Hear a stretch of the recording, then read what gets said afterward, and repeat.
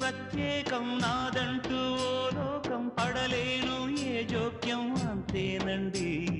బాగుంది మీ టేస్టు నాకెంతో నచ్చేట్టు మనసెంతో మెచ్చేట్టు మీ మీదొట్టు అందుకే నీ దిగి వచ్చా వంచని నా తల వంచ స్నేహ భావమా